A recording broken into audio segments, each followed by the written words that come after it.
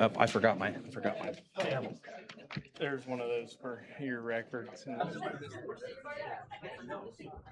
know, it's always good seeing her.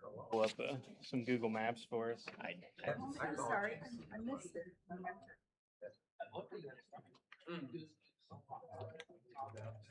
You know, folks, the only time we would do anything is if someone complains about it.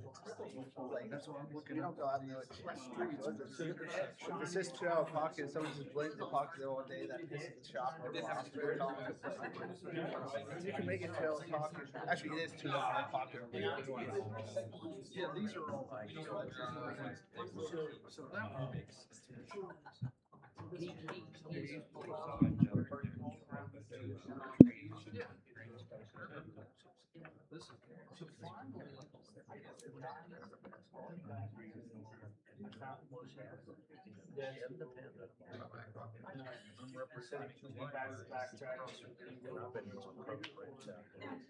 How do you get down? I don't know.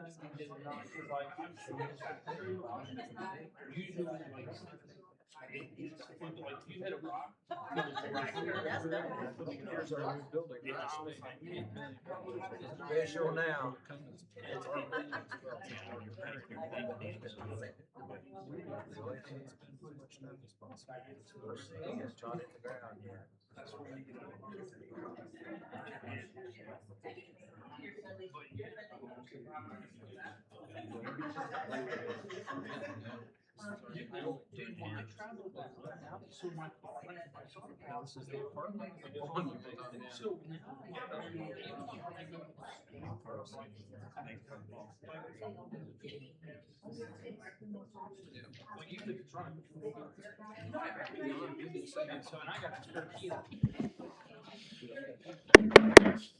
Let's call tonight's meeting of the Board of Works to order. Would you call a roll, Brad? Yeah, Mayor Eargang, Here. Jonathan Maple, Here. Brad Dreyer. Here. Okay. Guys, you received copies of the minutes from the June 8th meeting. Are there any comments, any corrections to be made? Can I have a motion to approve? I'll make a motion, we approve the minutes from last month's meeting. I'll second. I have a motion and a second. All those in favor say aye. Aye. Opposed? The motion carries. Under old business, we have two items this evening. The first item is to award the wastewater UV system bid to Uvion Technologies.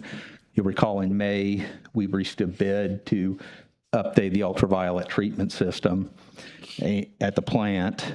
And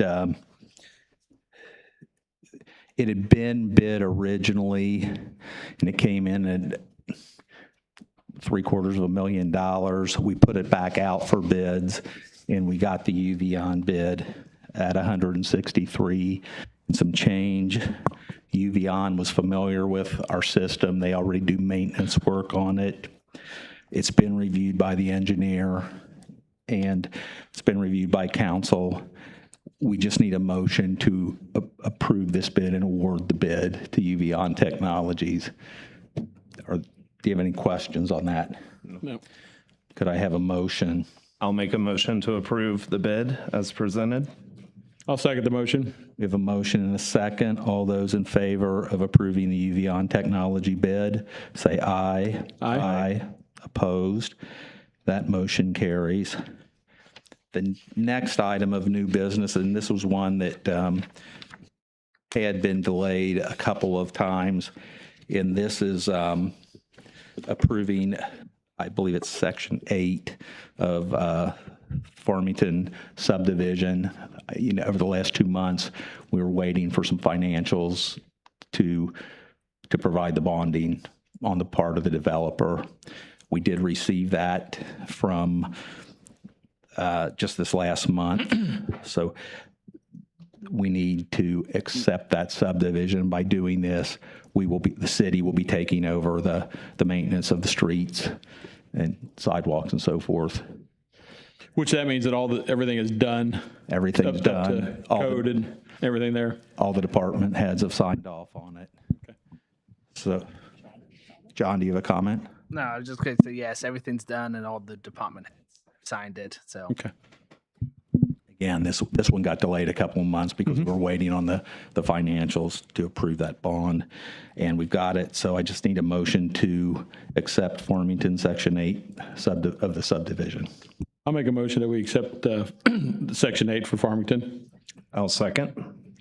All those in favor say aye. Aye. Motion carries. Under new business, we have 4 road closures, a roadblock request, and 3 trail closures. I can go through these if you have questions on any one individually. My preference, since we have a crowd tonight, that we approve these en masse. So the first road closure is for the Bulldog Chase on August 8th. On that one, there aren't necessarily any complete road closures. There are some lane closures on Huntersville Road, I believe between Pearl and Columbus. They anticipate that event being over by 9:30 in the morning. Any questions on that? Checking out the map. The second one is for September 25th. It's the Batesville High School Homecoming Parade. Again, the parade route will start in the customary parade start where Mulberry and Columbus Avenue. It will go up Pearl, and then up Main to Catherine, or I'm sorry, up Pearl to Main to Catherine, and it'll go back around the block and come back down the same way it came. That's September 25th. Then we have a road closure for the Alzheimer's Walk on October 24th. That takes place primarily on the trails in Liberty Park. Do you have questions on that map? Good. Then the 4th road closure request is for the Halloween parade on October 31st. And again, that's the from the VFW. The parade starts in the same area as usual, but that one ends right up here.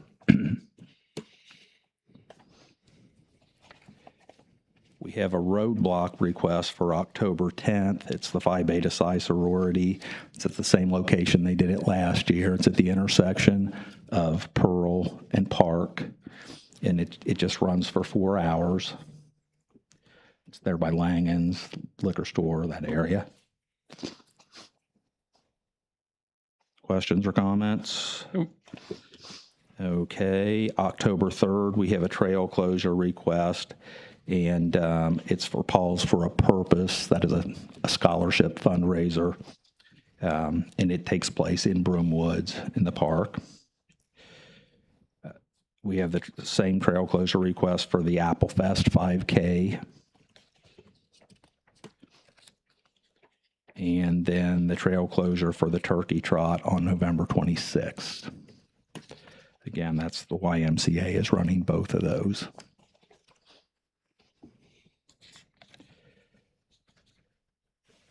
If there aren't any questions, I will entertain a motion to approve all the road closures, roadblocks, trail closures. I will make a motion to approve all of the closures as presented. I will second it. All those in favor say aye. Aye. Aye. Opposed, motion carries. That concludes our session for Board of Works tonight. We will get at 6:45. Take a break till 6:40. Oh, okay, motion to adjourn. Thank you. I'll make a motion, we adjourn the meeting. I'll second. Go right All those in favor? Aye. Motion carries. The meeting's adjourned. We will start the council meeting at 6:45.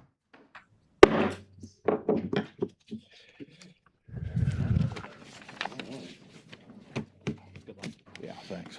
Have a good one. Good seeing you. Yeah. Thanks again for that. You bet. Yeah.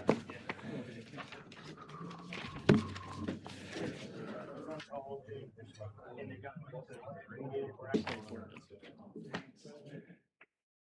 they school. Or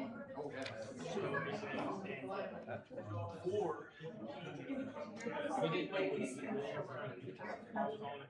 So the Batesville said, hey, you need to pay your bill. I said, yeah, I'm not paying it at all. You know what I mean? Because I don't know where it's at, and if I ever had an issue, we can't find it. So I guess not. Yeah, so they said, and they said there's a lot of.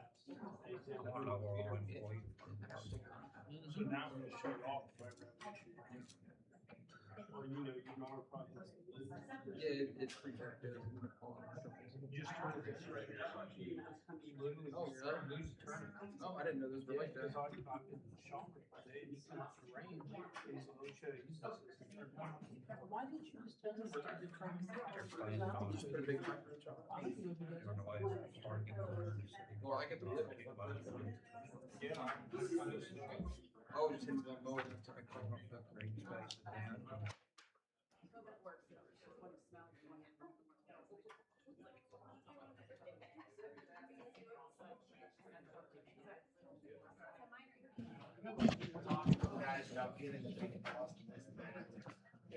Yeah.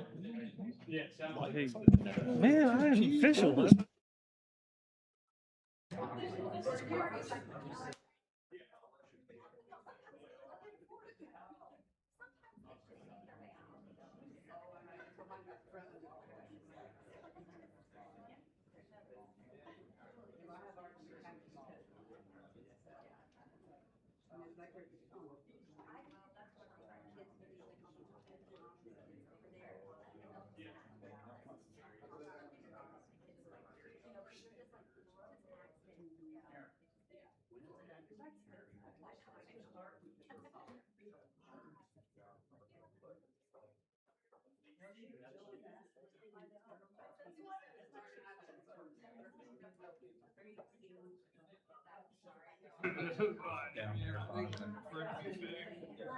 I ain't talking to the food.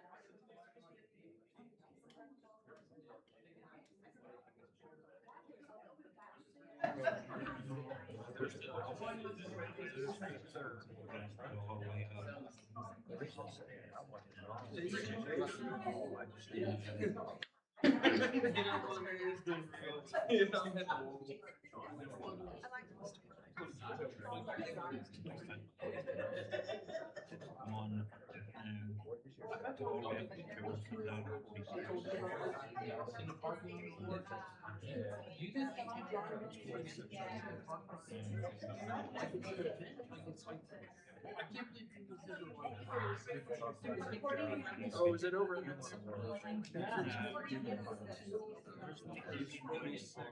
Right, that's what I'm saying.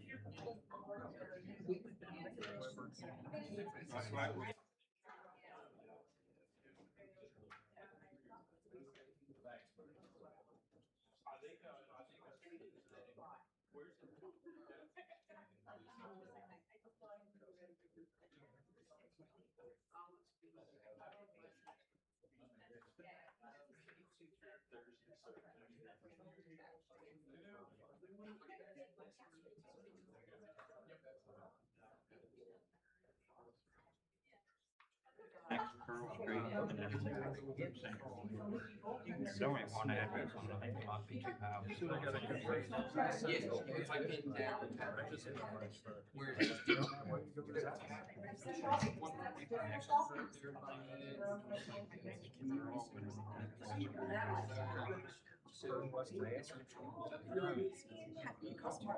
only one address. I think it might be.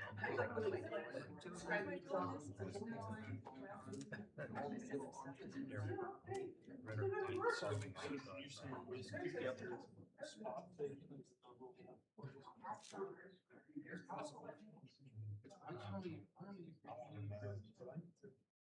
What's the downtown?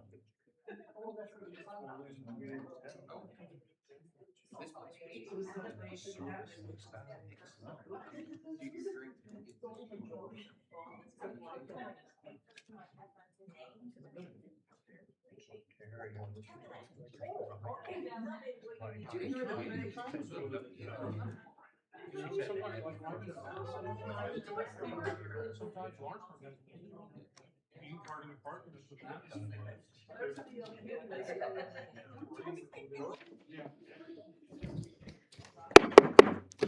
Let's call tonight's city council meeting to order. Would everyone please rise for the Pledge of Allegiance?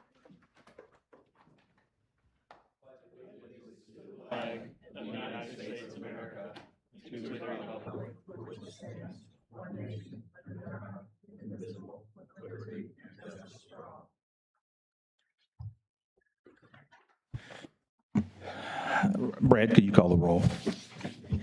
Yeah. Derek Cox. Here. Brad Dreyer. Here. Doug Stock. Here. Melissa Tucker. Here. Beth Enneking. Here. Mayor Eargang. Here. And Brad Marcy. Okay, you've all received copies of the minutes from the June 8th meeting. Are there any comments or corrections? If not, could I entertain a motion to approve the minutes? Make a motion to approve. I'll second.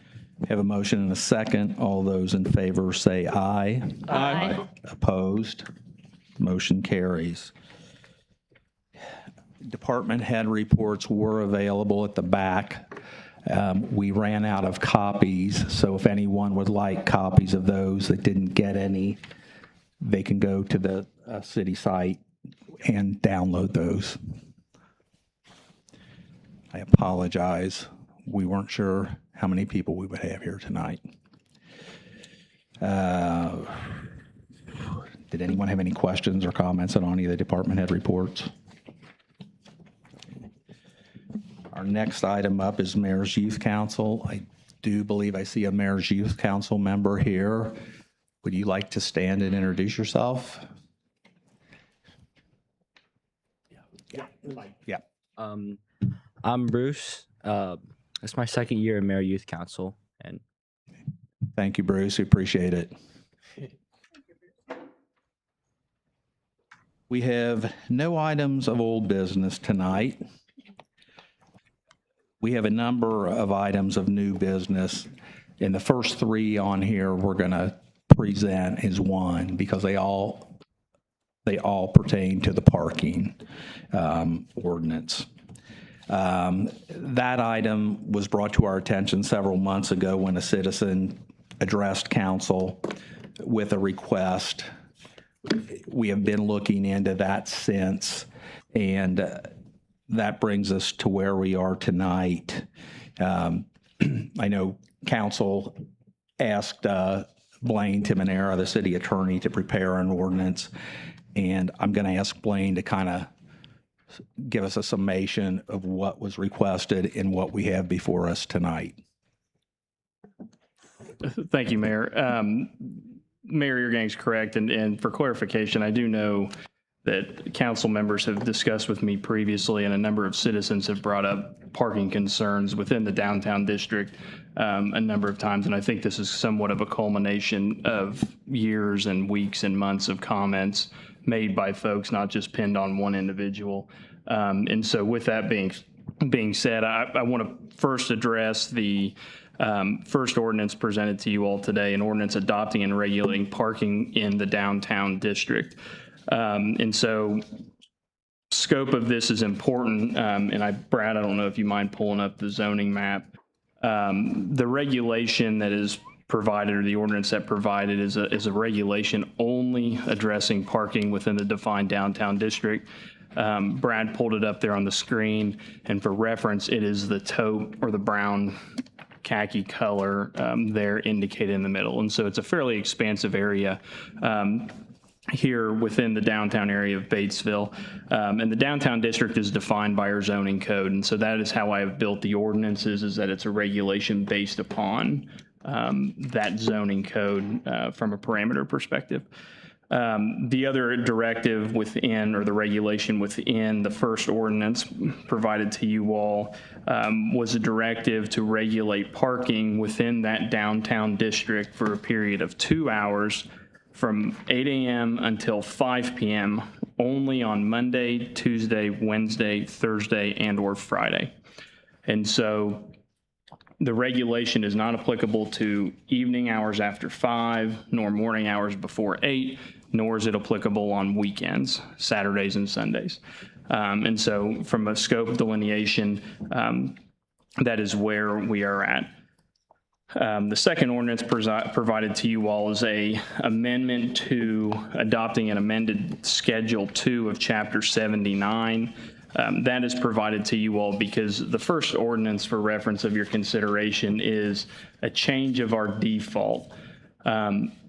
Here in the city of Batesville, we operate under a default parking structure that unless there is a regulation in place, you can park there as long as you want, as many days as you want, irrespective of the day of the week, the time of the day. And so we have currently a restrictive ordinance structure to say you can park there as long as you want unless there's an ordinance that restricts your time or limits your parking time or prohibits your parking time. And so those limitations are enumerated within Chapter 79 under Schedule 2.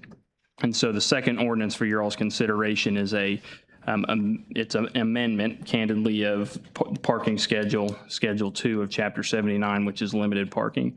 And so rather than me go through and delete and redraft that entire schedule, I wanted to provide you all for reference a copy of Schedule 2 with red lines through it so you understood, just for points of reference, all parking areas that either regulated imposed a time limitation of less than 2 hours, or regulated a time outside of 8 a.m. to 5 p.m. And only those streets and locations within the downtown district are flagged. And so I wanted to provide that for consideration because in your evaluation of this, and based on some of the commentary that's been provided already through Melissa, I think sent out an email today with collected comments. If there are areas that need to stay regulated for a period different than 8 a.m. to 5 p.m. Monday through Friday, those need to be excluded from striking, or if they are inconsistent or you want to continue to regulate it or set that to the default, then we can leave those struck. But I wanted to provide that all to you all so you had points of reference.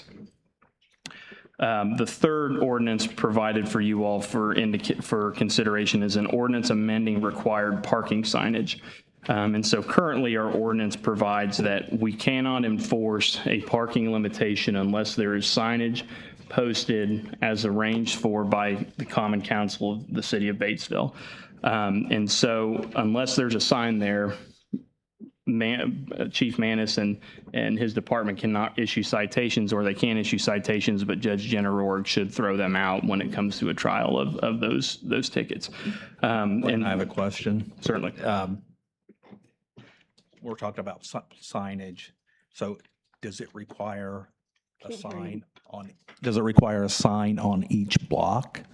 Yeah. So that's what the intent of this amendment is because we are shifting our default from park whenever you want, all hours of the day, unless otherwise limited, to a default structure of 2 hours, Monday through Friday, 8 to 5, to alleviate the requirements of council to post signage at every block, on every corner, everywhere throughout the downtown district.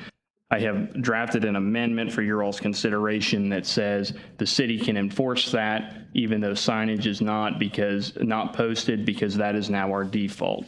And so the parallel to this is similar to in a county ordinance that says unless otherwise posted, the speed limit in the county, Franklin County, Indiana, Ripley County, Indiana, is 45 miles an hour, as an example. This changes our default to say if you want a time limitation in the downtown district less than or greater than Monday through Friday, 2 hours, 8 to 5, then signage needs to be posted so that way Chief Manis and his department can complete enforcement.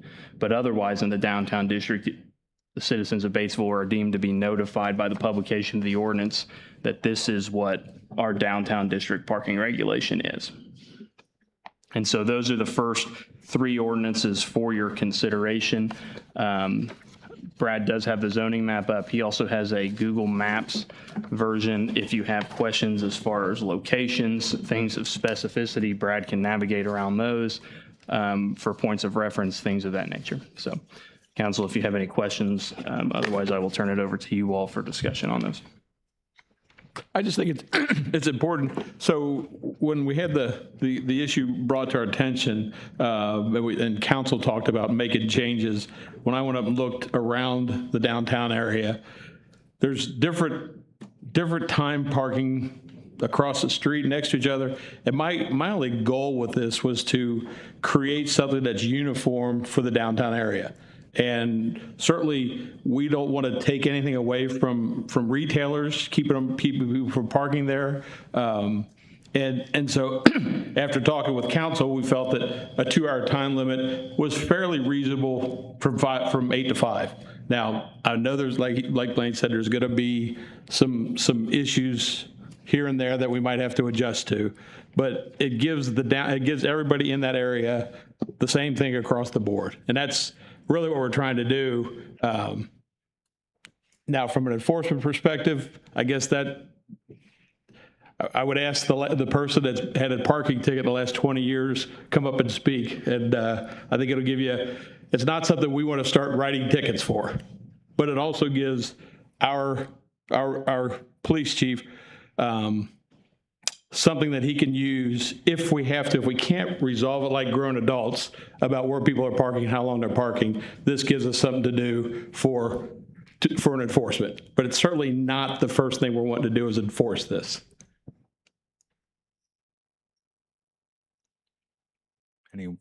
Anyone else on council have any comments? If you're not gonna enforce it, then why would you put it into place? Not that I want it to be enforced, but why would you put it into place if you're not gonna enforce it? We already have ordinances in place. Yes, we've had ordinances. It's already 2 hours on George Street, but from 9 to 5. And actually, Cindy, since you brought it, obviously we have a lot of citizens here. I will welcome comments from the citizens. So if you would like to step up, if anyone wants to speak, step up to the mic. Yeah, and please, Yeah. for Clerk Treasurer Marcy, he's taking minutes on this issue, so please say your name. Absolutely. Just for ease of his process. Sure. My name is Cindy Todd. I am with Schmidt Bakery. And just out of curiosity, so I just want to clarify. Right now, you're saying George Street has a 2-hour limit. Is that right? Is that what I understood? It depends on the location. And portions of it, yes. And you are interested in doing the entire downtown from what I'm looking at, including the parking lot in front of our business.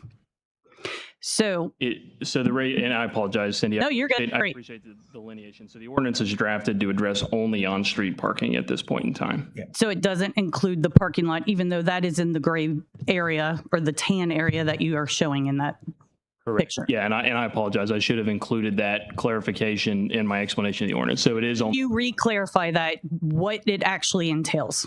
What streets are entailed in that? Because the way I'm looking at it, I'm seeing way more than what you're explaining. Every location, every on-street parking space within the TOPE area is regulated by the ordinance as drafted. So you're talking Bowinger behind the bakery, in front of the pizza house. That's You're talking George Street, whatever is in front. Okay.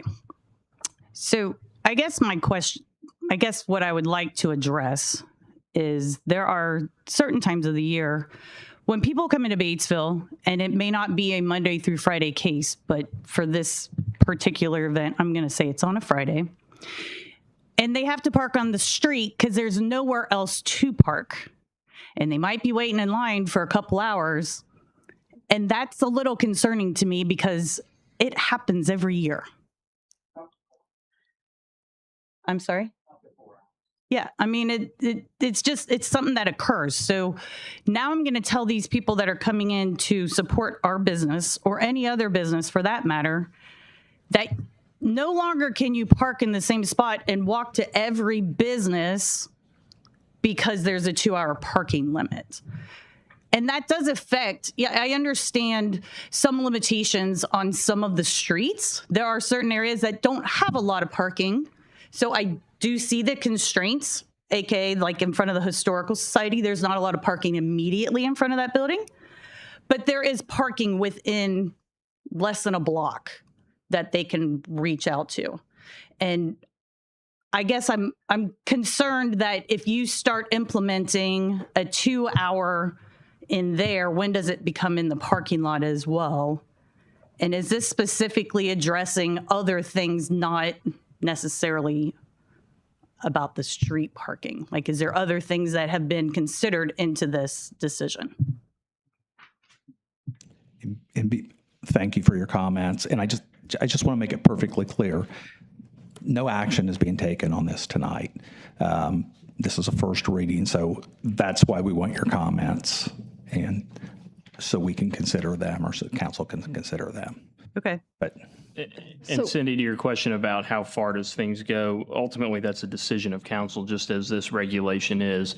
If council sees fit from a discretionary standpoint to adopt an ordinance regulating beyond the on-street parking that's presented to them, that's a council, that's a legislative decision for council to impose some sort of ordinance or regulation addressing those further constraints. So I did send out to some of the businesses, obviously downtown, and got some input from them. Again, like John said, and Blaine, this is our first reading. I assume we're not going to vote on that tonight. But really what kind of came about is even I didn't realize that there were 2-hour parking already in the ordinance, but there's just not a lot of signs out, right? So that is the current ordinance. We just haven't been enforcing it, and there haven't been signs out. So then we looked at it like, okay, what is some other options? And as Brad said, we don't want to limit where people can go shopping and things like that. It's just been not just by one person, but other businesses that are, people are parking, maybe employees or owners and stuff like that are, maybe parking somewhere else in front of a business, but then not in their front of their business, or vice versa. So we are just trying to figure out the best way to welcome our visitors, but also make sure that you guys as business owners can, have access to parking for for people to come in. So it's not to deter people from coming in as a visitor or as a local at all. We're just, like I said, I did not know until we started getting into all the ordinances that it was already, if we had to go by everything that's in ordinance right now, and just enforce it, it would be already 2 hours. But we just have not been doing that. We're just trying to figure out what's the right answers for, the few people that maybe have issues, and overall for our community. So I just want to make sure that you guys know that we are not trying to take away parking from our visitors or our businesses. We're trying to do the best we can with what we have. And there are some inconsistencies, like maybe there's one that says 30 minutes, maybe one that says an hour, maybe one that says 8 to 5, maybe one doesn't say 8 to 5. So that's we have to address that. For sure, right? I mean, we have to address those things, and there's a lot of old ones out there that as a council we do have to address. But, we want your input. I got a lot of great feedback from businesses, and, we do want to hear from you today, but that's kind of where we're at. Okay. That covers what I'm thank you. just more or less getting a clarification. So thank you. Sure. Could you please step up to the mic?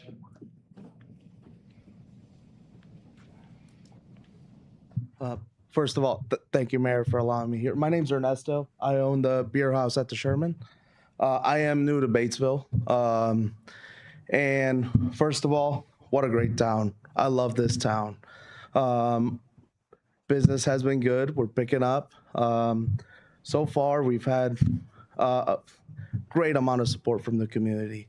I've just been recently been informed about this. I personally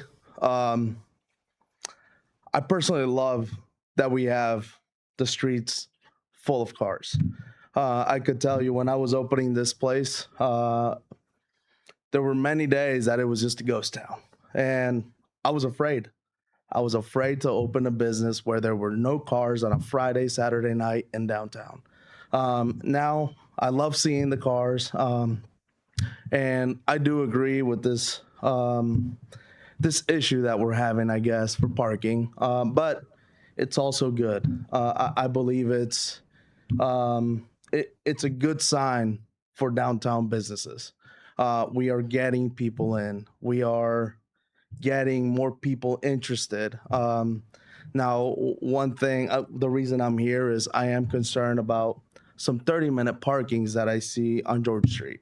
And that does affect my business in particular, because a customer cannot come and have a good meal, enjoy their time in 30 minutes. They can't even do that in an hour. So this 2-hour time limit is also a concern if we want our businesses to grow within downtown. The goal is to get them to come and eat and walk around and enjoy the great businesses that we have in downtown. And I personally don't think 2 hours is enough. Those are just my comments, my concerns. Thank you guys for letting me be up here. Thank you. Thank you. So your concern is the 2 hours, I mean, for the most part, Friday evenings, Saturday evenings, I mean, some during the day, I understand that. I would say Monday through Friday for time frames is a concern, because while I'm trying to grow my business Monday through Friday from 11 to 5, the 2-hour constraint may put a strain on that for customers. My concern isn't Friday, Saturday night. People, if they're going to go out, they're going to find a way to park. It's those. My biggest struggle is growing that Monday through Friday lunch crowd, and we're doing it little by little. But that is, if we want folks who are maybe retired to walk around downtown while it's not busy, it's just a bit of a strain. It puts putting that time limit is telling them, hey, we basically, if you're going to come do something, you're going to do one or two things, and you got to get out. You're referring mostly to across from the post office where it says 30 minutes. Is that one part of it, or? That's part of it. Okay. That and the 2-hour parking. I mean, if we want people walking around downtown, putting signs that says 2 hours or 30 minutes is concerning to me. I come from another town not too far from here where they don't have that. Parking has always been an issue, but people always find a way. If they're going to come downtown, they're going to find a way to park. That's not really something that I see as an issue. I see it as it's a great problem to have. It's a growing community. I'm just here to embrace it. Thank you. Thank you. I will say, and I've talked to many of you that are out there, one of the first things that I did several months ago was take a journey down George Street and talked about every business that I could find going down the way. And one of the things that and just in lieu of having this conversation, the question that comes up to my head is, why do we have traffic or a parking ordinance anyway? Why in the first place did we put one in? Well, there has to be a reason. It can't be nothing, right? But I would assume it's not a blanket policy that would be needed. There are a lot of places in Batesville that I can go and on-street park and never have to have a worry about anybody else parking around me. At the same time, there are places that I do understand a need for addressing some problems, and it's a good problem to have. The dynamics of downtown have changed, and so has the parking flow and structure that is needed to be able to keep our businesses enhanced the way they need to be. So one of the things that I think we need to look at, in number one, is what do the businesses want out of a parking ordinance? Right? And what's the purpose? And after walking down all the way through and talking to people there, the concern on George Street, and that's primarily where I hear the parking issues coming from, the issue on George Street comes down to the perception that there are a lot of employees and employers that park on that parking lot. And voluntary compliance might be the best solution, and having a discussion with them. And you're not going to solve the whole problem. Some people believe that doing something in front of their business helps and aids their business. I'm not the one that's going to tell them no, it's not my business, right? But at the same time, if we can talk to a group of 20 people that park on George Street, and we can alleviate in conversation and voluntary compliance 6 of them, just have the employee say, or the employer say, hey guys, here's the deal.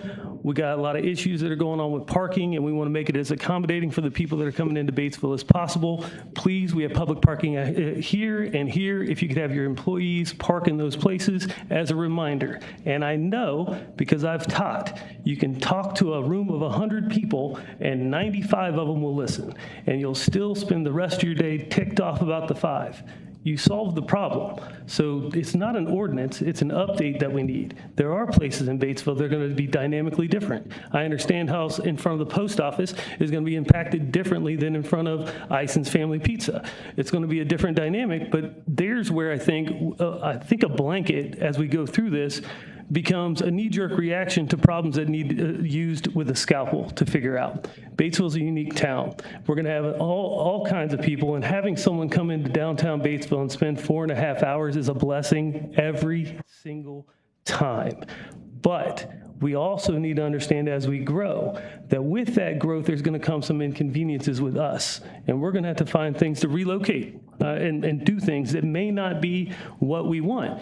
But if we all can communicate with each other, because at the end of the day, if an ordinance goes through, the enforcement is relied upon the police department and how they get word that somebody's been there for 2 hours because your neighbor turned on your neighbor and turned them in.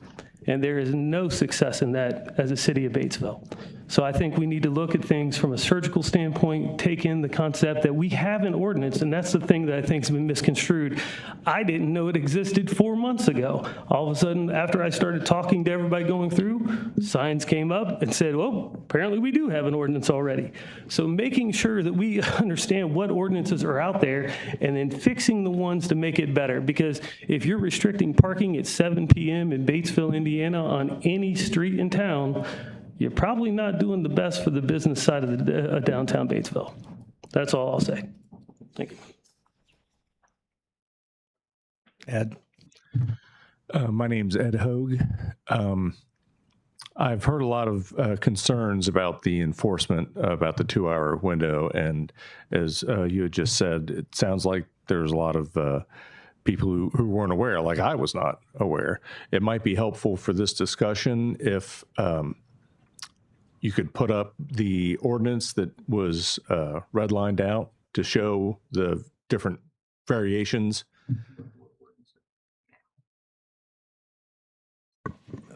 He's going to pull it up. Because as I understood it, one of the main purposes of this was to make everything uniform. Is that correct? Yeah. Yeah. So maybe if we see what it looks like now, because I didn't get a copy of the handout before this meeting, but since the mayor said it was available, I took a look at it and I was reviewing it. So it might be helpful to just present that to make everybody aware what the current situation is, to see how this might be an improvement. Sorry, it's also online. You can go right now and go to batesvillindiana.us. Front page, it'll say 7/13/2026 council packet. And you can pull that up on your phone.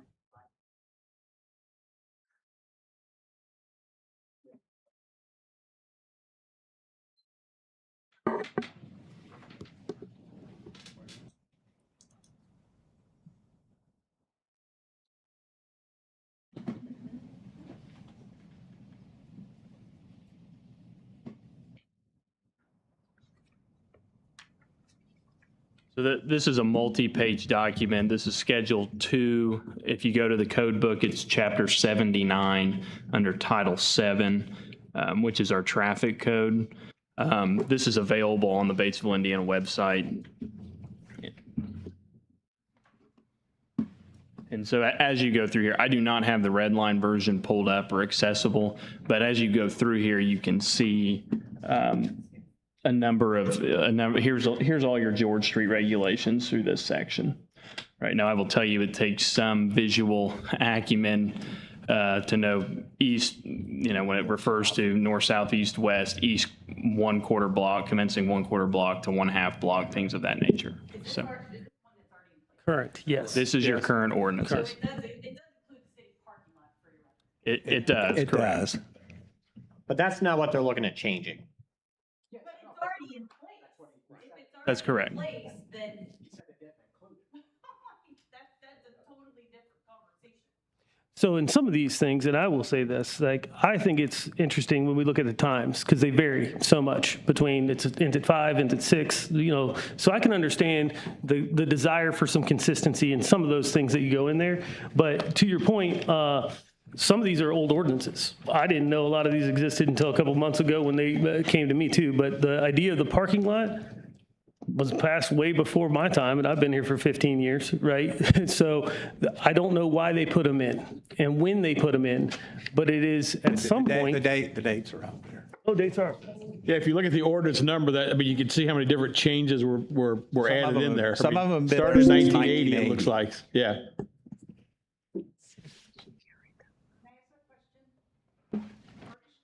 Park Street, South Street, Park Street, the Depot Street, 15 minutes. That's the Depot Street, that's the street in front of the Big Four and all our businesses. So you're proposing 15 minutes to park there?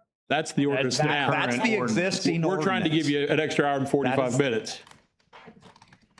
My concern is we have so many people from out of town that come in to eat at the Big Four, shop the marketplace, get ice cream, walk down to Amex. And the problem is you're not posting any signs.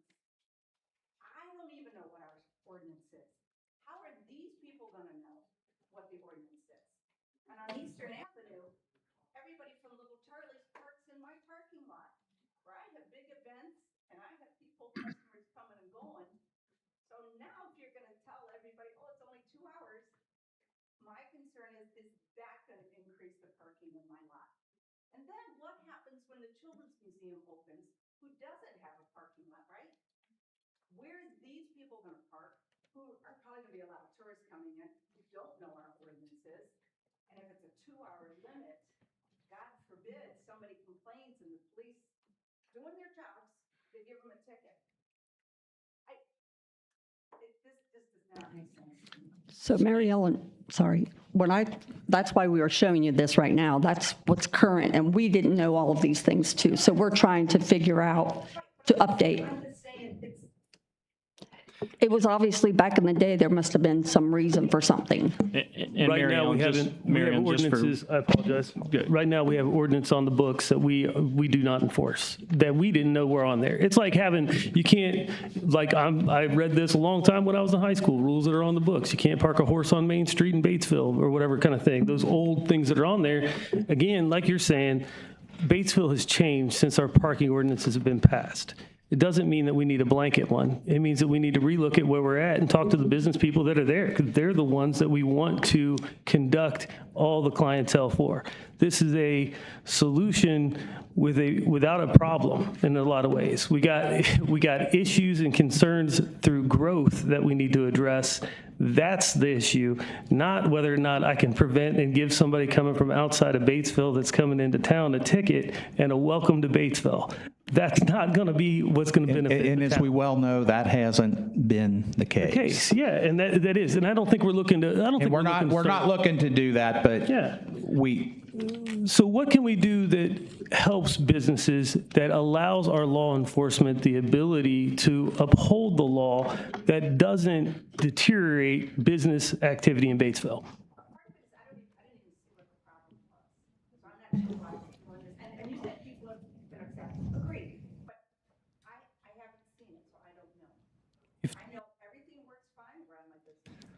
I've not found a lot of people in my conversations. Yeah, I've not had a lot of people in my conversations that I've met that have seen Batesville parking as an issue. And I always get asked, and I want to make sure I put this out there so it gets on minutes. There has not been any discussion, nor do I anticipate any people on this, well, I can't say anybody, but would be in support of any type of parking fees or parking meters. That gets it brought up all the time, but we're going to put those in, and that's. No, Derek, that didn't get, that came up as a question.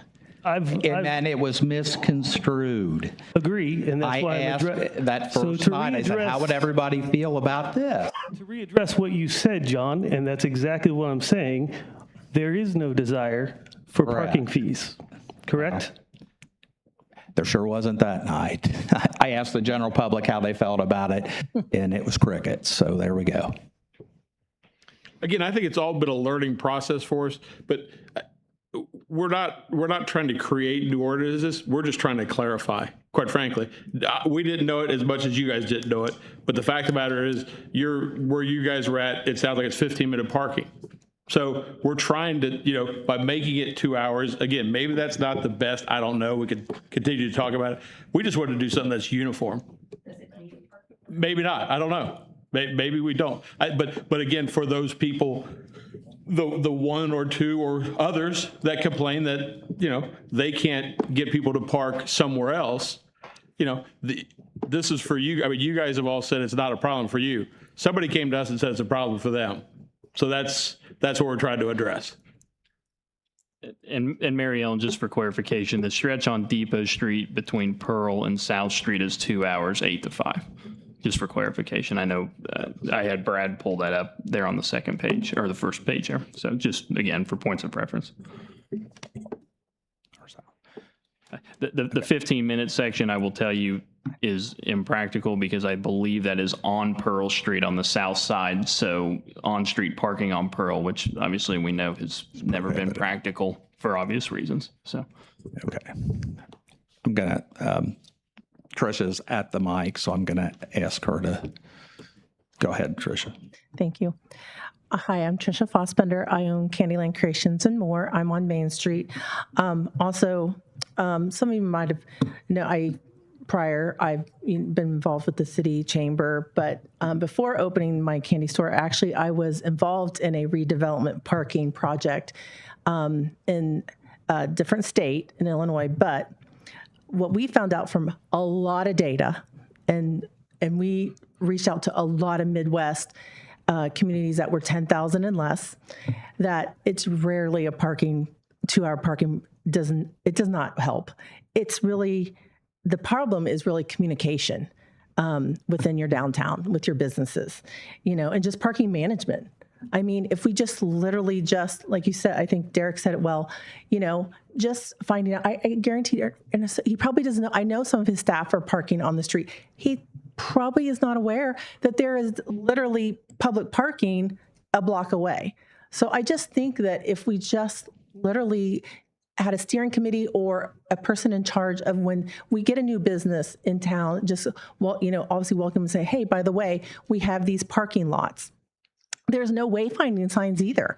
I mean, yes, we all know where the public parking is, but I will tell you, my customers, when they come in, they do not know where there's other than the downtown shopping, but they don't know about across from Weigel's. That's available. A lot of people, think that the Feller's lot is, all with Eagles. So I just think that wayfinding signs would go a long way. I really truly think if we feel like we need an ordinance, I think first, and when I was on this redevelopment project, it was an 8-month project. And we had a steering committee and we did, I would definitely recommend doing something where you do some data and gather some analytics and talk to and actually put it down in a spreadsheet and find out, do we really, really need a 2-hour? Because I truly believe it's not a problem. There's not a parking problem. It's more of a parking management problem. Or a perception problem. I agree. Yeah. And to your point, signage would do wonders.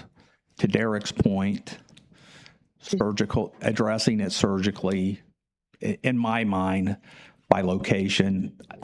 Yeah, because that's Makes- the problem. The root problem is not 2-hour problem. The root problem is just communication. Yes, and I get you're going to once in a while you're going to have a vehicle that's parked overnight, and maybe there needs to be an ordinance on that. But you're going to start getting people calling on each other. I mean, I think we get that now. Now. That's the essence. But of I'm our just- enforcement. PD gets a call. And who- Somebody complains about Need that. somebody being parked too long. Am I wrong there, Mike? But no, to your point, signage would help Yes, in communication. I mean, and a map. We would all love. I know a lot of the small businesses would love a downtown map. and and again, you're talking about time limits, what, for instance, in front of the post office, 10 or 15 minutes is good because An exception to most that. people are coming in. Oh, I agree. That one needs to stay. Sorry. So, Yes. Yes. but nevertheless, And I do believe, and so when I was on this project, we also put in, more handicap. I did notice, I did some investigating this weekend and just went around, and we are missing on our street parking. Maybe, we need a few more handicap spots, or disabled parking spots, because there's not a lot. And I don't know if that's something you can enforce. I know on Main Street you can't really, because, right, it's, that's about impossible, but maybe there needs to be a few here and I don't believe that handicap spaces are required on the street. Right. I know they're not required, but I'm just suggesting, since this is the first reading to you, to the city council, maybe that's just a good suggestion. I think the street parking kind of enables that without designating a specific handicap space. But again, this is a first reading. Right. We're trying to take in the comments that we're hearing tonight. I will say most of my customers, they're going elsewhere. They're not just coming to my store. They're parking and then they're going down to other businesses. So they're definitely enjoying our downtown. They might go to lunch, right? And then I just don't want to see them having to park, and then they have to, oh my gosh, I'm out of town, out of time, and then they have to, go in their car, or they're having music lessons. And I will tell you, I get a lot from the music. People will park over there, and then they'll go to different shopping areas as well, and shop and dine, and and we've also got our Gibson Theater to think of, and the other one, like I think Mary Ellen said, our Kids Discovery Factory. I mean, I really think that's going to enhance our downtown tourism, and I hate to see, people that actually read the signs, out of town visitors going, oh my gosh, I can only park for 2 hours. Okay, I guess I can't go, to Candyland anymore. Or I can't go down to Gypsy Soul or Walnut Street, or I'm out of town. So Or I can't do it without moving my car. yeah, right, exactly. Yeah. So I just think it's a problem versus, I don't think it's The one thing. the long-term problem. Is 2 hour is not the time. Correct. And I did share something with council. It came from Richmond, Indiana, and theirs was 3 hour, particularly in their parking lots. So we're definitely listening. So Appreciate it. I just have a quick, I'm Karen Kessler, and I have a business on George Street. And I'm just curious to make sure I understand this correctly. The city parking lot across from George Street, if you're going to make it 2 hour, where's the employees park? I'm sorry. Where's our employees park? They work more than 2 hours at a time. In the parking lot would not be a 2 hour limit. That would be not included. That's where we want people to go. That would have to be amended. Okay, so that would be amended, because right now it does say. Yeah, right now, the current. Okay. That's what I'm saying. I want to make sure that wasn't part, right. I just want to make sure that's not part of it, because that was my question. Where do we go? And for clarification, again, and this is up on the screen here, the city parking lot only regulated for 2 hours from 9 a.m. to 5 p.m. is the Batesville Shopping Village, northeast corner of Main Street and George Street. Women's Inspiration Park's not even addressed. I don't believe Women's Inspiration Park would be included in that because it would be only in the area close to the Village Green. Close to off Pearl then, not off George. Towards Bowringer area is my understanding, right? Or no, the northeast corner, so towards the liquor store. Okay. This is where a map can help, right? Yeah.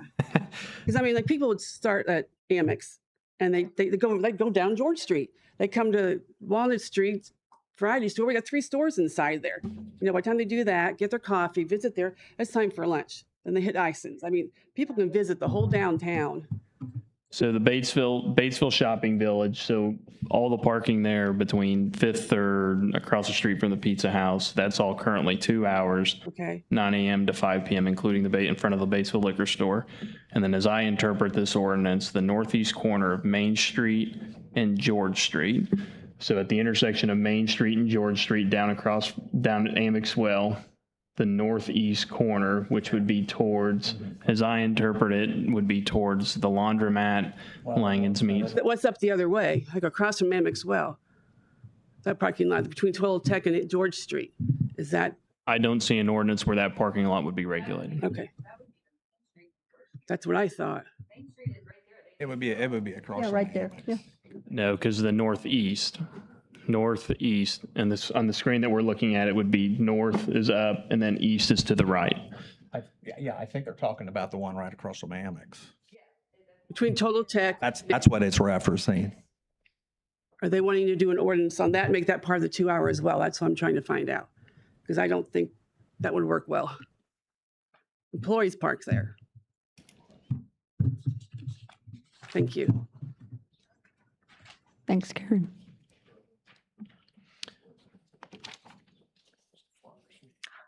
Ray Bergman. I work at the Bookshelf, and I don't like street parking. I like lot parking. Say your name again. Ray, it's R-A-H-E. Anyway, I don't like to park on the street because I'm always afraid someone's going to sideswipe me. So I love to park down at Fellers. But the problem with Fellers is I'm a little challenged. And those big chunky rocks, a couple times I've almost bit the dust. And in addition to that, after one of those big snows we had this last year, there is still rock on the sidewalks from the storm, you know, when they were shoveling the stuff around. And I get it, but it's July. I mean, that's probably not the right place to put this out, but yeah, if you could pave that parking lot, that would be lovely. But I know it costs money. But I'm worth it. That's all. Thank you. My name is Sarah Pulskamp. I own Gypsy Soul. I am one of the businesses that parks on the street. My van is wrapped, and it's been a huge source of when I'm there, but my shop is closed. People come in, so it continues to be a source of revenue. People know when I'm there. I have an open sign. I have a planner I put out, but they visually see me, and it makes all the difference. I carry lots of things, and I've already put it out on social media, my story. So my thing past that, but I'm claiming that I'm a street parker, is that we have been working together and doing events. And what I'm seeing is that we've been doing these collaborations. I printed out, I have a map, and it's Gypsy Soul and Friends. I have printed out 600 of them since January, and that's 100 people a month that are getting a map. And they are never just stopping with me because I'm telling them, go see Ernesto. Have you been to the, and all the retailers? I'm like, get and walk. And so the beauty of that is that while the parking is, it's not always full, there is a place to park. And we do have overflows to those, people that love the idea of parking that, and they're not bothered by it, then I encourage them to go park there. There's a great turnover. There are busy times. I've talked with Ernesto about this a lot. And so we're seeing this influx of people coming in, and because they're coming from out of town, and they're coming back not just for those initial things that we're doing together, but repeatedly, that it's a meeting spot, and you cannot People are coming to Batesville because it is small town. It is what America is about, and they want that small town feel. And we are not a big city, so they are coming here because they want to park and walk and get the true feel of what Batesville is. And by imposing parking limitations, it's going to undo, I feel, all that momentum that we have been working so hard to do. So I would love that. Love that you guys are open for discussion. And what I would like to encourage is kind of, I guess, along what Tricia was sharing.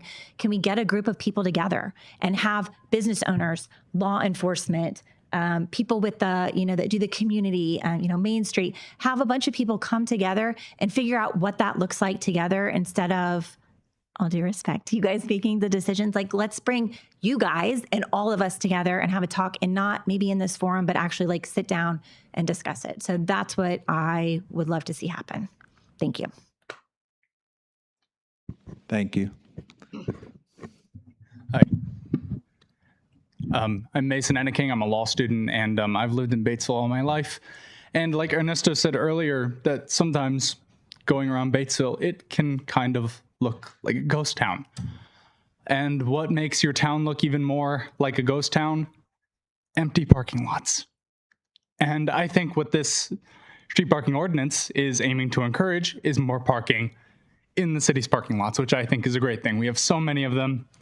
I think we should use them. And if visitors and patrons for your businesses are coming and parking in the parking lots, they are not parking right in front of your business, right in front of your door, where one, they might block your facade, and two, they will make it look like, oh, I can't go in there, someone's parked in front. And maybe that's not that common, but when people are parking in a centralized location like a parking lot, they're walking around more, it requires more foot traffic. And foot traffic is nothing but an asset to your business. So if someone parks in the parking lot right in front of Schmitz and they say, want to go get a pizza at Ison's and then a big drink at the beer hall, and then maybe they come back and maybe grab a drink at the liquor store for later. Just my point is that when you have people parking right in front of your business and they just go in and straight out, they're not seeing the rest of the town. Encouraging people to walk between businesses is going to encourage them to see more of the town and patronize the businesses. So thank you.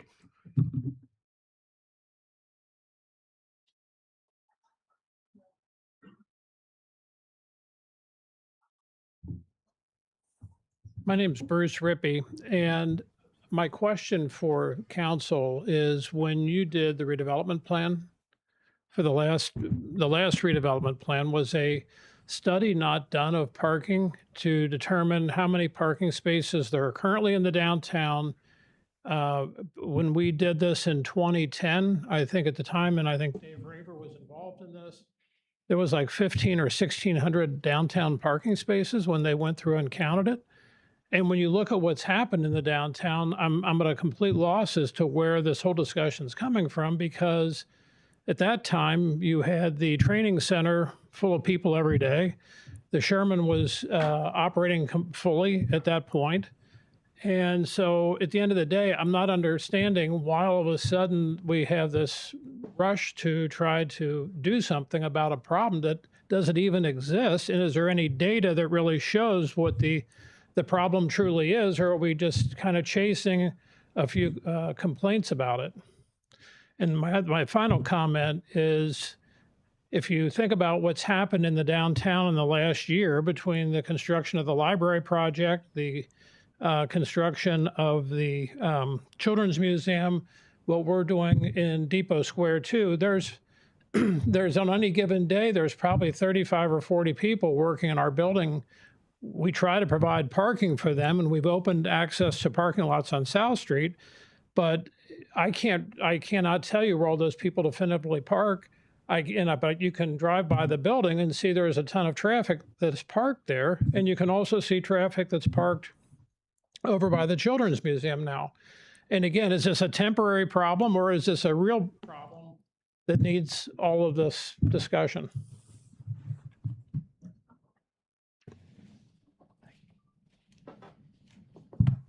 My name is Reed Meyer. I have a prepared statement. I'm not going to read that tonight. I would like to share it with council and the mayor in private. I do not intend or wish to embarrass or harm anyone publicly, but that there are facts that you all need to know. There's not a parking issue in or near the post office, especially relative to the historical society that started all this. It was an issue between two people, Catherine and a woman that worked at the post office that drove a big black truck. The woman's gone now. There's no issue. But I'll share my statement when you guys are ready. Thank you. Thank you, Reed.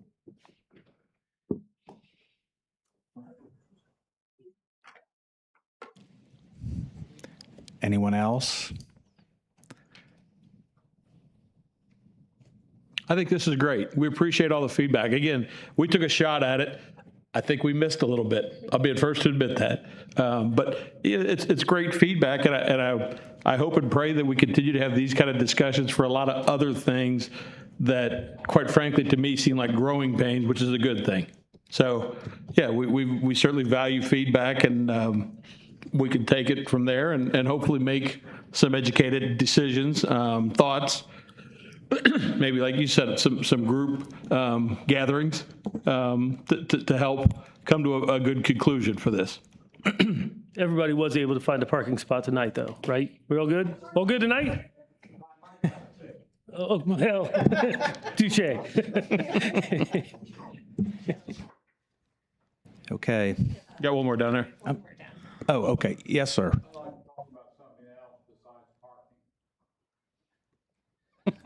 We'll go ahead. We do have a period, Mr. Hawkins, correct? Yeah, Mr. Hawkins, we've got a period for public comment of matters other than the agenda items. You'll certainly have the opportunity. We welcome your public comment, but we just have a specific area for comment on general matters at the end. We'll get to that. And sorry, we have another. Yeah, I don't know if this is technically it, but it'd be great to have more places to park your bike. Because there's only two, and like even here I had to park way out towards Main Street because there's nothing here, even at the city building where I feel like there should be something, and there's not. So, and at the library there's nothing either. I usually have to tether my bike to a seat, one of the public benches. There's nothing at the park. Well, there is one for where the kids play, but I don't have any kids, so I'm not gonna park my bike there. Thanks. Can I get your name? Michelle. Thank you. Okay. If we have no more comments from the public on the parking ordinance, we will move on to the next item.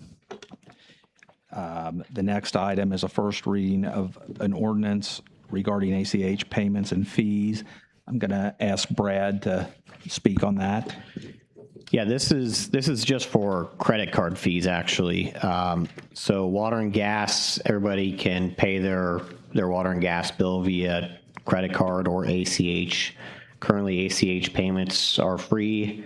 Credit card payments have a flat $3 fee. The service we use for our accounting software is being discontinued. We have to move to a new system. They offer credit card payments also. They do not allow a flat $3 fee, so it is a percentage base, and we're still working on ironing out the agreement, but it's going to be around 2.8%. So utility fees that are under $100, you'll be paying less. More, unfortunately, it'll be a little more. This will also allow us to accept credit card payments for other services in town. So pool rentals,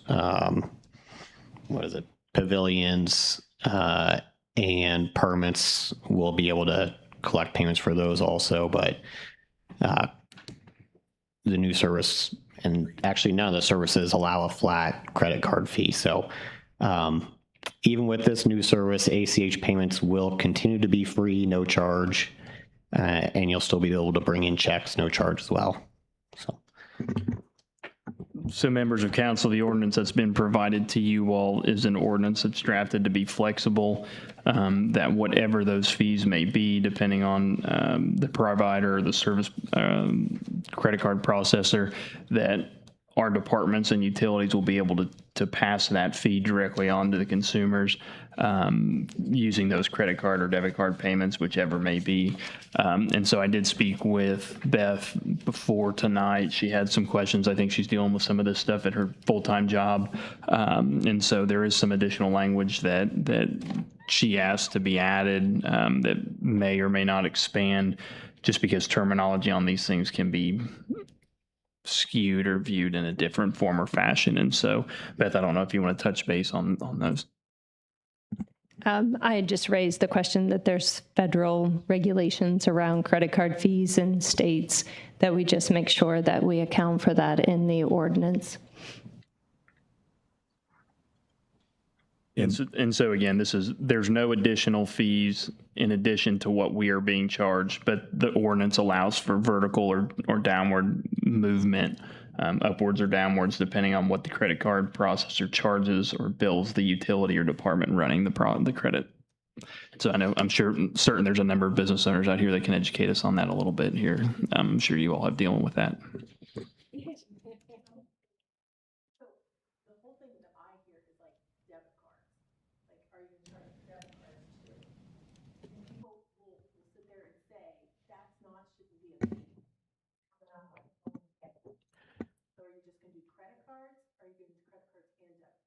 So I believe it's just credit cards, because it'll be like your online payments.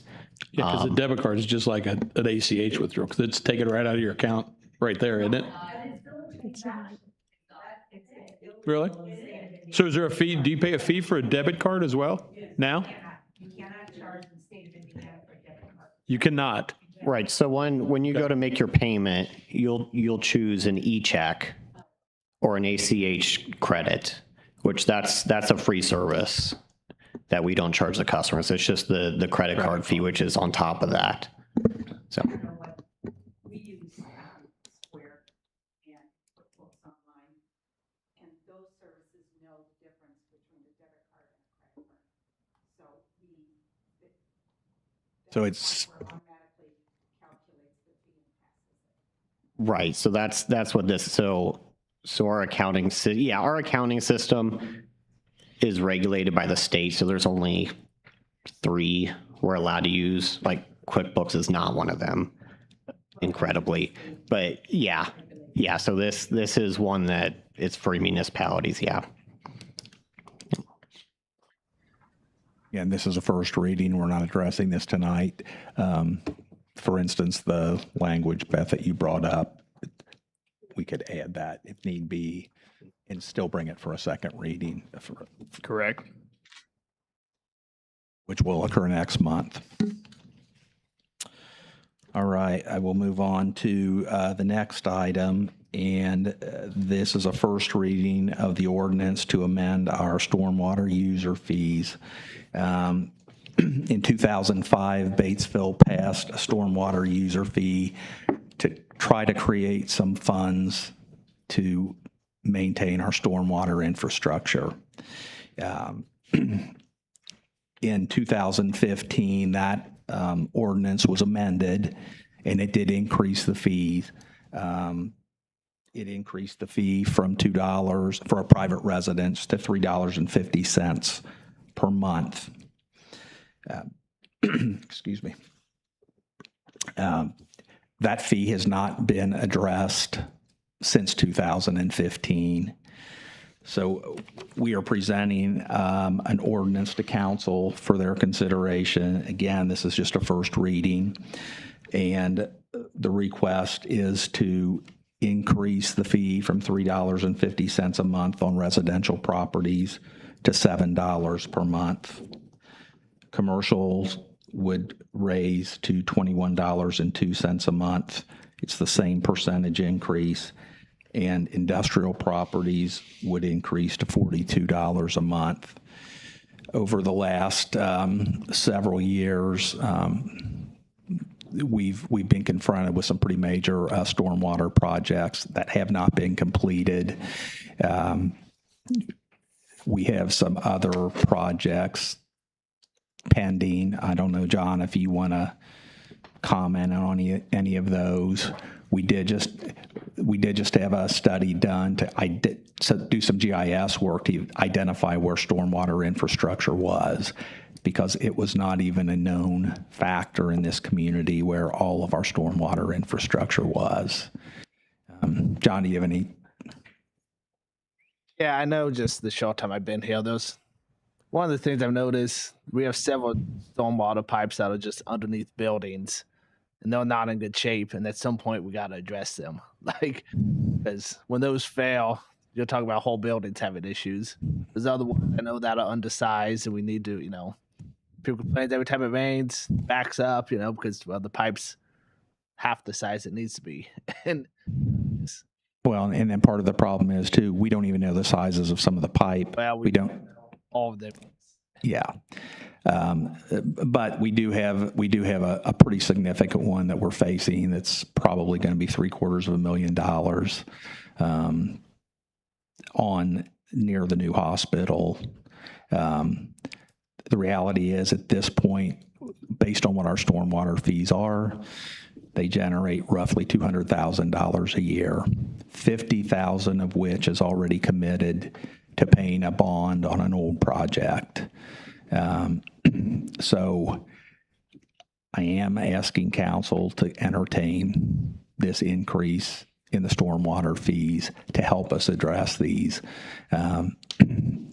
Even with these, it's going to take a number of years to generate the money we need for some of the projects. But if nothing else, it will help us be able to meet local matches that are required if we are successful in some grants. And we are working on some grant projects right now with the federal government, but there's still going to be local matches involved. And based on what the state budget is looking at like over the next couple of years, we've got to find some resources to cover some of these. So I've asked council to consider this. Again, it's the first reading. If you've got questions or comments, you've got till next month. This will come up again where it will be brought up for a vote. So do we have a figure that we're looking at to try to come up with on these projects, or are we just like blindly just trying to raise money for? We know we're going to have a lot of maintenance obligations coming up, so it's not. I wouldn't call it blind. I guess that's what we've been doing, is trying to raise funds for these projects, and $150,000 just isn't going to go very far. I don't know, John. I know one project we had identified was on Hillenbrand and Depot. Yeah. That one where we particularly have a lot of. Depending on how much of the pipe we have to replace, because I know, like I said, the drain's not draining and the pipe goes underneath the house. If I could just replace the next inlet, it's probably only, I say only, but it's probably, 65, 70,000. If we have to replace the whole run, which is about 3 times as long, I mean, you're talking, a couple $100,000 for that run. So, and there's stuff long. Last month we had a gentleman here who was talking about stormwater problems. Well, he was talking about sanitary and stormwater both. We know we've got a lot of stormwater issues. All you have to do is watch it rain, and you can see where we've got water coming up out of storm drains. We have flooding issues. Naturally, our golf course is the lowest place in town, so all the water runs there. We do have we have reason, in my mind, Brad, to raise these fees so we can come up with adequate funds to meet these expenses. And again, this is a first reading. So the extra raise is approximately another 200,000. Correct.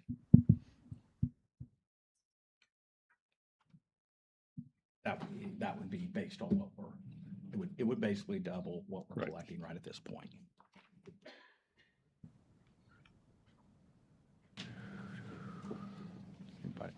Okay, we're going to move on. Our next item up, we have a Belterra request from the Batesville Area Resource Center. Marie, Thank you. Marie Dausch, I represent the Batesville Area Resource Center.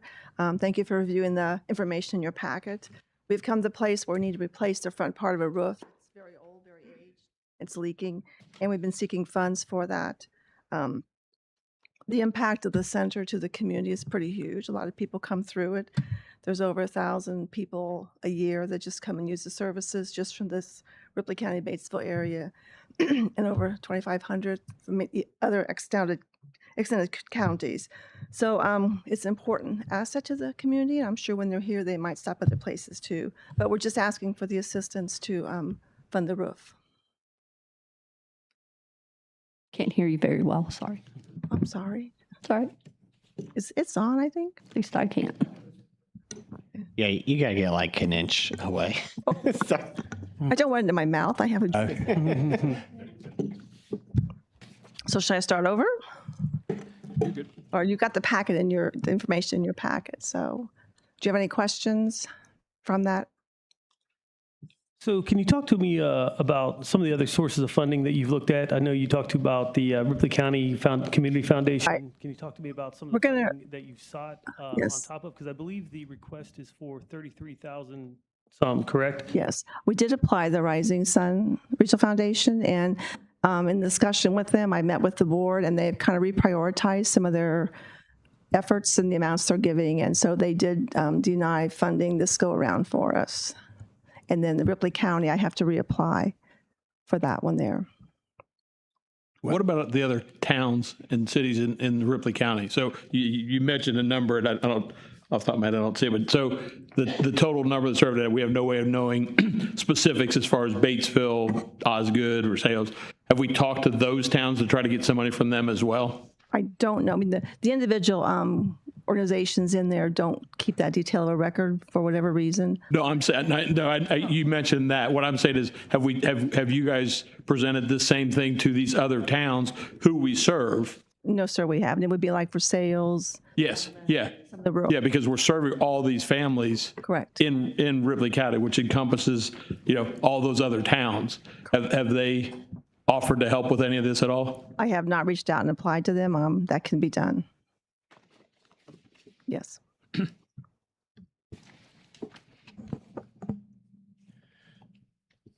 Yeah, I just think it's a great, it's great what you guys do there. But I think it's great that, excuse me, we do it for a lot of people. And so I'd like to think maybe some of those other cities and towns would want to help with this. And I think the bigger challenge is going to face that you mentioned you really don't have specifics on, X number of people from Batesville and X number of people from Milan and X number of those kinds of things. So that may be a challenge, but maybe if we could have those kind of somehow get more specifics on that to hopefully get, those other towns to buy into the fact that, yeah, it's in Batesville, but we're serving, more of the people are coming from your town that are coming from Batesville. That would be my only thought. Okay.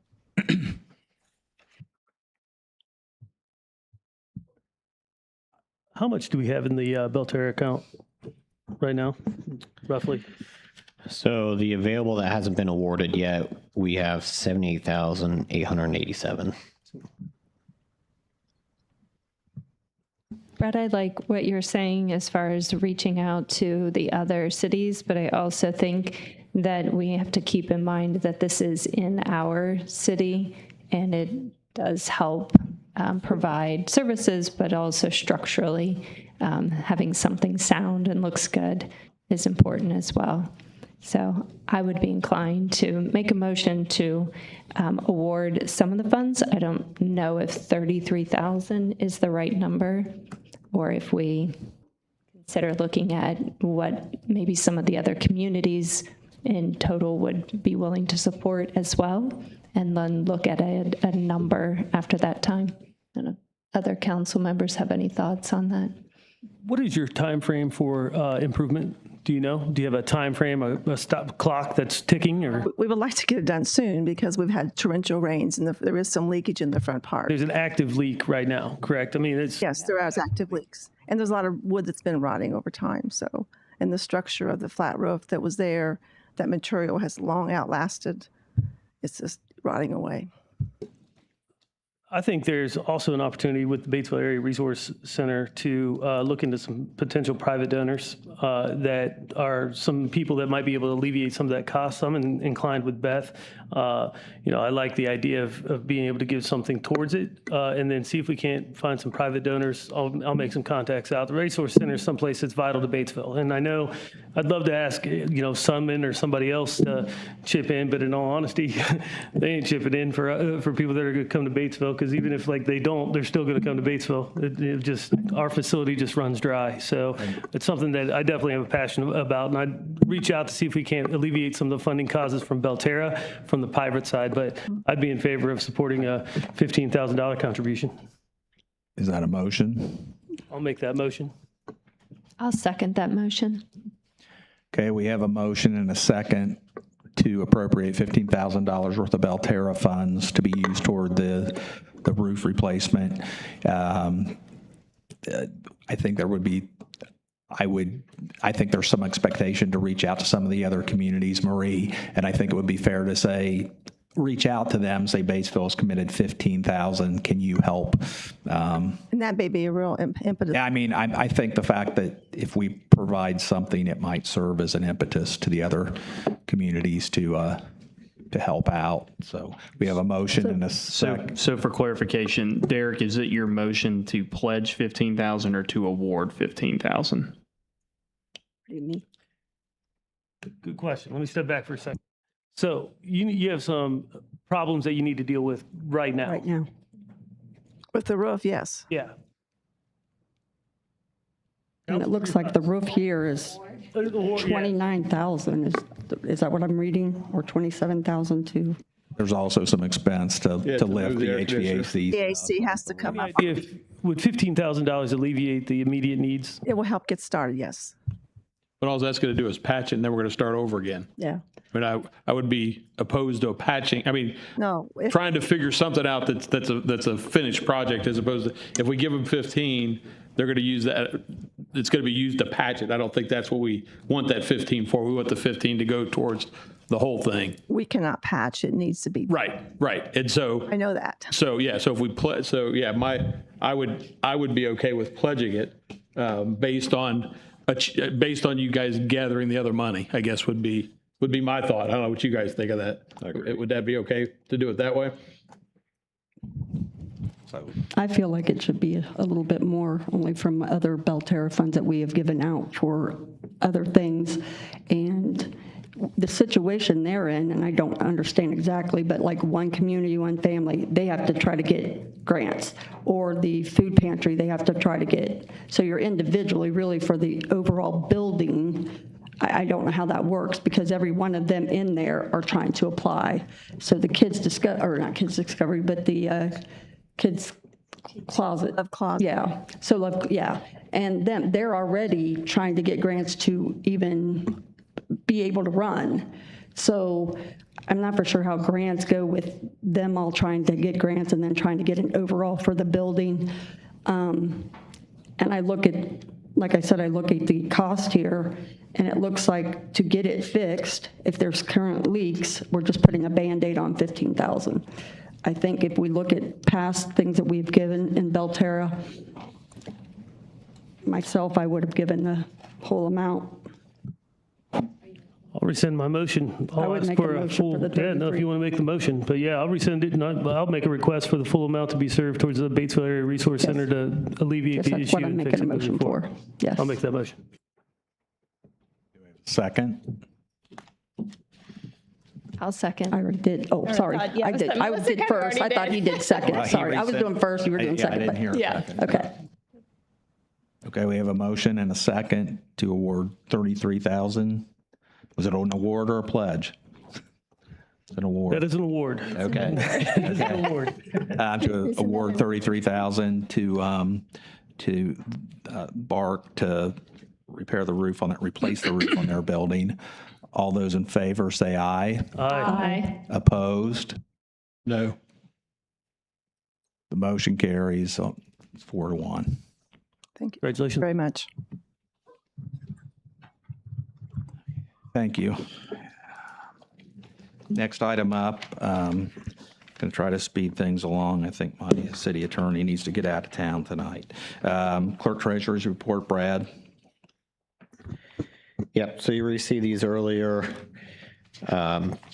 We are still on track for where our portion budget should be based on the first 6 months of the year.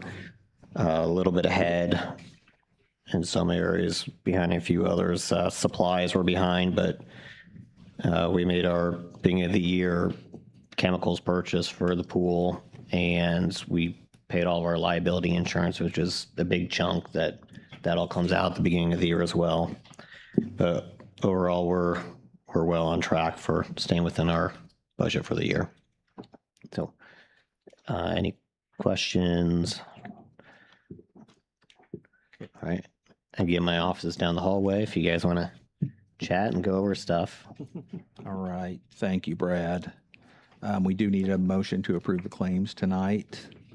I'll make a motion to approve the claims. I have a motion. Do I have a second? I'll second the motion. We have a motion and a second. All those in favor say aye. Aye. Opposed? That motion carries.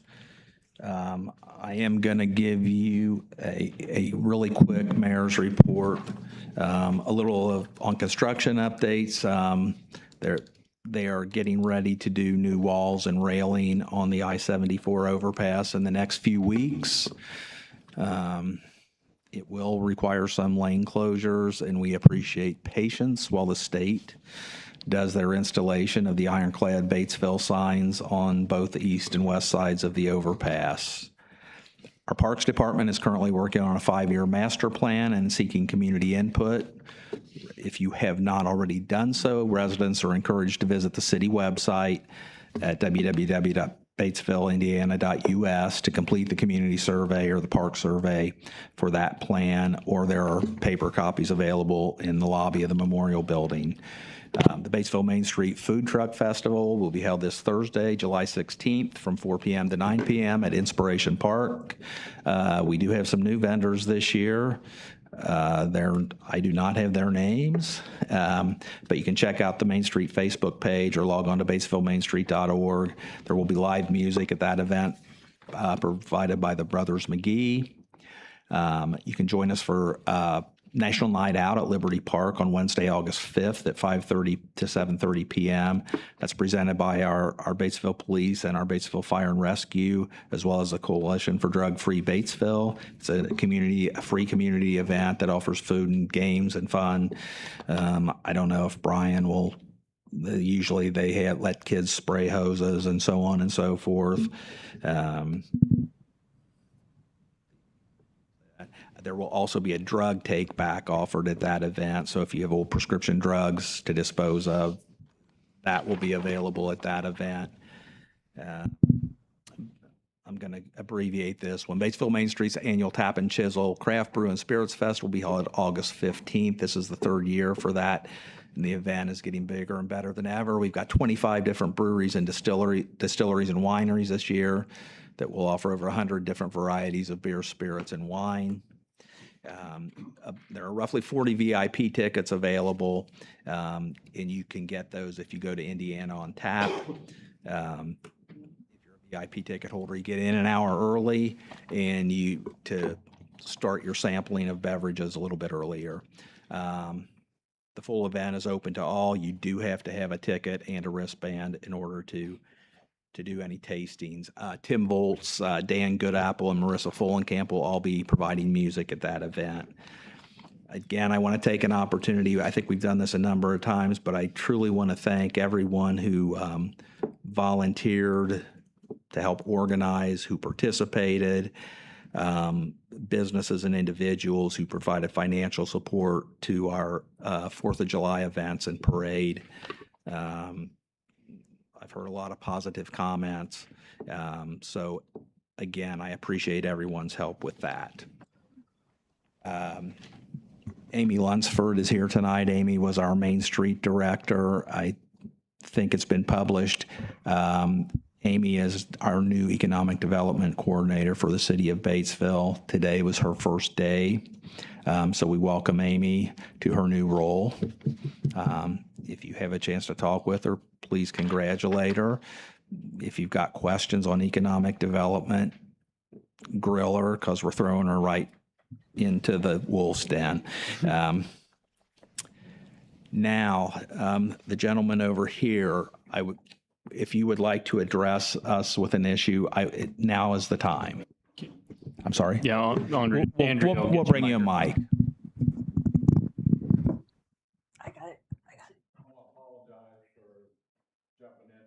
No, you were perfectly fine. No apologies necessary. Thank you. Is that right here? No, I live in Rom Weber, and I sat on the front porch different times to kind of pass the time away. And I seen a lot of speeders. And they got, I don't know what the speed limit is, but it's probably 30. Is that correct? Or can anybody tell me? I would assume. He's talking on South Street, Mike. I think it's 20. 20? Well, they're doubling that. Some of them, cars and trucks. And I also think there ought to be a stop sign there at Depot and South Street. Stop sign going both ways, east and west. A four-way. Make it a four-way in it. Yeah. I mean, there is a stop sign on Depot. Correct. Where the speeders are going is on South Street. Yeah, you're talking about creating a four-way stop as opposed to the two-way. There would be a four-way stop if you put in more stop signs. Yeah. Okay. And there's no speed limit signs from, I don't know the name of the street, but down at the grocery store. Eastern. Armour's grocery store. From there, clear up to town. There's no speed limit signs along there, which I think there probably should be.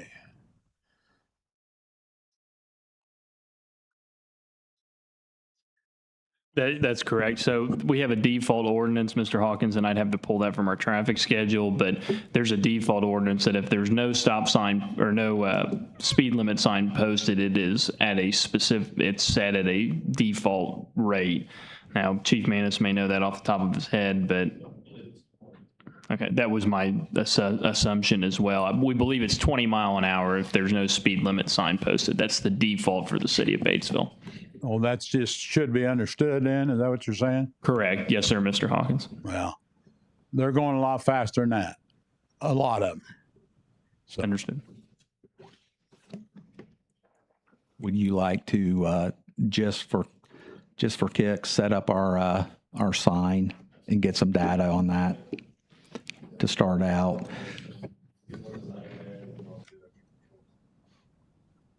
I didn't understand. So Mr. Hawkins, Patrols and set up a speed sign that we have.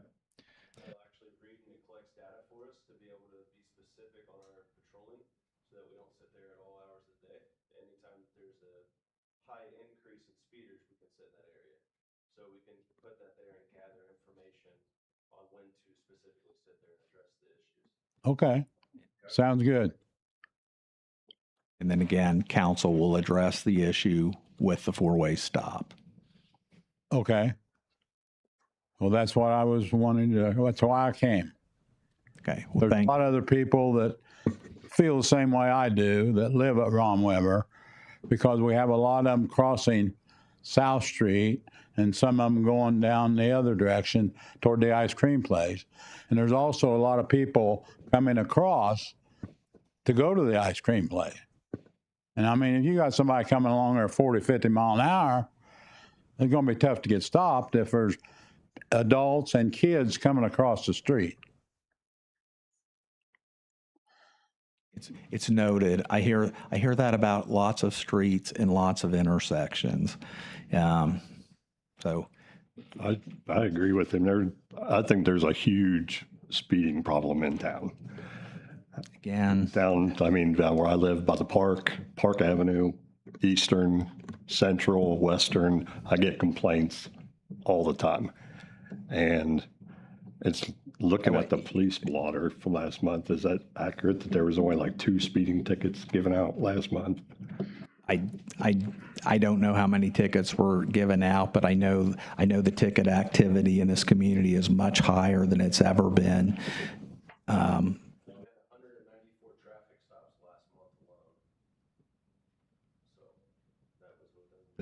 know I had talked to the chief a few months ago when summer started about the activity over at the park, because people just race through the park at night.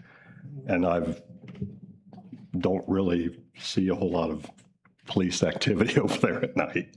So I don't want to, I'll probably end up being the one to get a ticket now, but.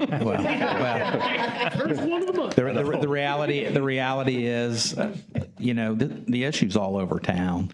And when you have 2 officers on duty, they can't address everyone. And I guarantee you, the community isn't going to like it. And I'm not telling them not to give tickets, because I am telling them if to use their judgment. But go ahead. Do you think, I know you stayed for the fall this 20, but I'm around there as well, and I know it's 20, but I would imagine a lot of people don't. Would it help to put up the speed limit so when people are coming through, you're from different parts? It's fair, Mary Ellen, but if those signs work, we wouldn't have the people speeding all over town. I mean, but there's areas where we do have the signs. We have stop signs, and people don't stop. So yes, to your point, it's fair to put some signs up, and I think Mike even mentioned we would address that with a sign. But go ahead.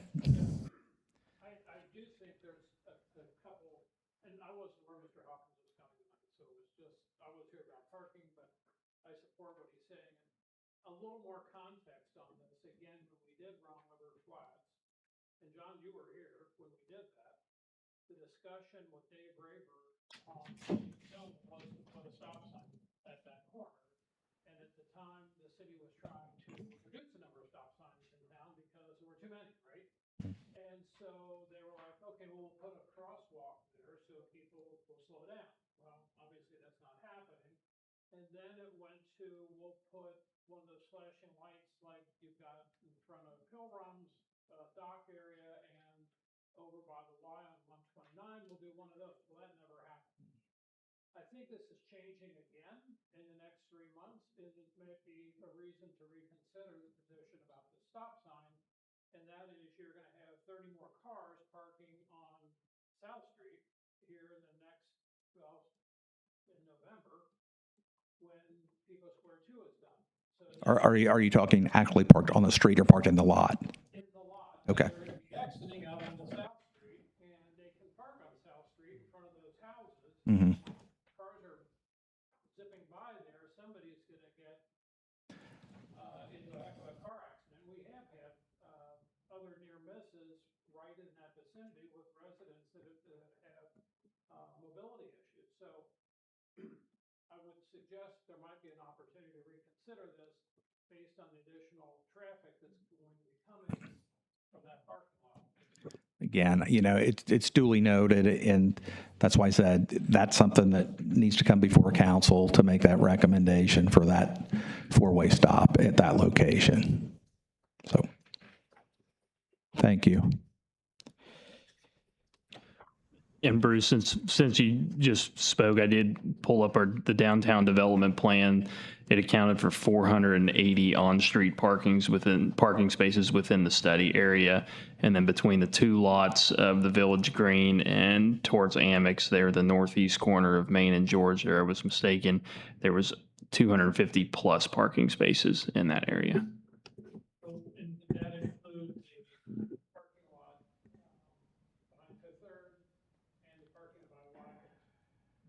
It does not include the Weigel lot. Does not include the Weigel lot, but it mentions 2 specific parking lots in the immediate area of the focus of that study that accounted for 250 plus parking spaces in lots. And then again, in the study area, it was 480 parking spaces in the downtown area, which it had a defined map for that.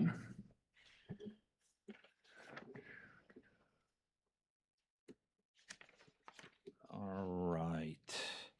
If we have no other citizens that would like to address council, our next meeting will be August 10th, and I will ask for a motion to adjourn.